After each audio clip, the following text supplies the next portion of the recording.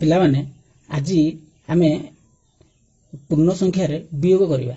ତେଣୁ ଯେହେତୁ ଆମେ ଜାଣିଛେ ବିয়োଗ ପ୍ରକ୍ରିୟାଟି ଯୋଗ ପ୍ରକ୍ରିୟାର ସମ୍ପୂର୍ଣ୍ଣ ବିପରୀତ ପ୍ରକ୍ରିୟା, ତେଣୁ ଆମେ ଯୋଗ ମାଧ୍ୟମରେ ମଧ୍ୟ ବିয়োଗ କରିବା। ଏବଂ ଆକୁ ମୁଁ ଦୁଇଟି ବାଟରେ ତୁମକୁ ବୁଝେଇବି गोटे पर गोटे।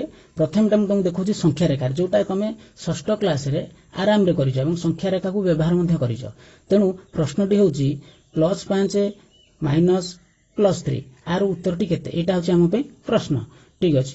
तेणु जेहेतु प्रश्न आ पूर्वरु मध्य तुमको मु गोटे ऑडियो क्लिप माध्यम रे जणाइथिली जे वियोग प्रक्रिया अछि माने प्रथम पूर्ण संख्याटी को केनोसी छुईबा नाही बा केनोसी परिवर्तन करिबा नाही एवं द्वितीय पूर्ण संख्यार चिन्हटी को बा तार विपरीत संख्याटी लिखिबा।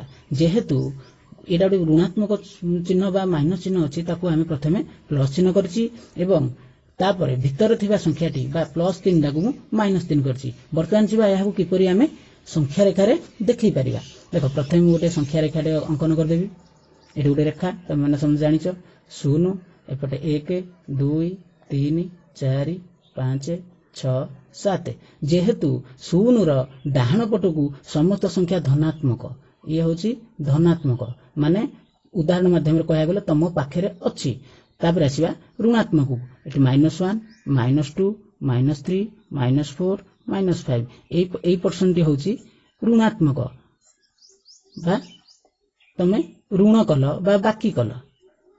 ठीक अछि। प्रथमे जिबा आमे संख्या को +5 प्रथमे जिबा आमे 0 को 0 सबले आरंभ 0 रु करबा। तेणु मु प्रथमे 0 टे कलम मन रखिली कोन अछि मोर +5। तेणु मु एई थारु डायरेक्ट +5 को जिबी +5 गली एवं तापर देखो जोग करिछि केते जोग करिछि -3। जेहेतु -3 बा ऋणात्मक संख्या 3 ऋणात्मक रो चिन्ह होची बाम पटु आसीबा काहार पाई प्रथम पाइथिबा संख्यार बाम पटकू 3टी घर डेइबा।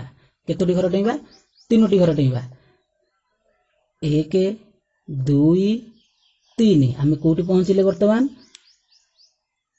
+2 रे बुझि पाइलो। तेणु आर उत्तर हला +2। वर्तमान एई माध्यम रे मध्ये तमे संख्या रेखा मध्ये अति सहज रे करि परिबो। चेष्टा करो तमे निश्चय पारिबो।